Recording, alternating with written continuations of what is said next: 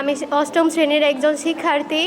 আমরা এখানে আজ নতুন বছরে আমরা সবাই এখানে নতুন বই নিতে আসছিলাম। আমি এবং আমার সহপাঠীরা মাদ্রাসায় আসার পর আমরা শুনতে পাই যে এখনও নতুন বই আসেনি।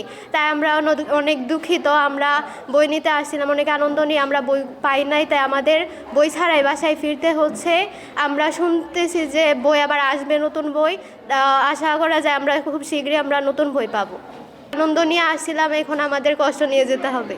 এক্সট্রিম মশার কয়েল প্ল্যান্ট ফাইবার দিয়ে তৈরি, তাই সহজে ভাঙে না, সুগন্ধিযুক্ত ও নিরবিচ্ছিন্নভাবে জ্বলে। ডেঙ্গু, চিকুনগুনিয়া বাহি সহ যে কোনো মশার বিরুদ্ধে দেয় এক্সট্রিম সুরক্ষা। আজকে আমি সকালে 10টায় মাদ্রাসায় আসছি এবং আসছিলাম বইয়ের আশায়, কিন্তু এসে দেখি এখনো আমাদের বই আসেনি, তাই মনটা হালকা একটু খারাপ আছে। সপ্তম, অষ্টম, নবম শ্রেণীতে বই আমরা প্রাপ্ত না হওয়ায় আমাদের শিক্ষার্থীদেরকে আপাতত, যদিও তাদের মন কিছুটা খারাপ হয়েছে, তবু আমরা পুরাতন বই দিয়ে আমরা বই পাওয়ার পূর্ব পর্যন্ত আমরা শ্রেণী কার্যক্রম চালিয়ে নিয়ে যাব।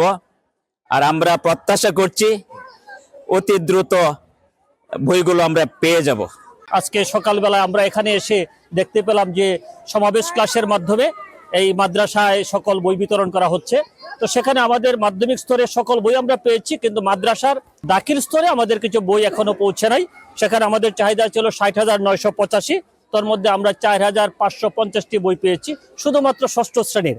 আর সপ্তম, অষ্টম, নবম শ্রেণীর মাধ্যমিক স্তরের কোনো বই আমরা এখনো পাইনি। তো আমরা আশা করছি জানুয়ারি মাসের 15 তারিখের মধ্যে এই বইগুলো পেলে আমরা প্রতিষ্ঠান পর্যায়ে বিতরণ করতে পারবো।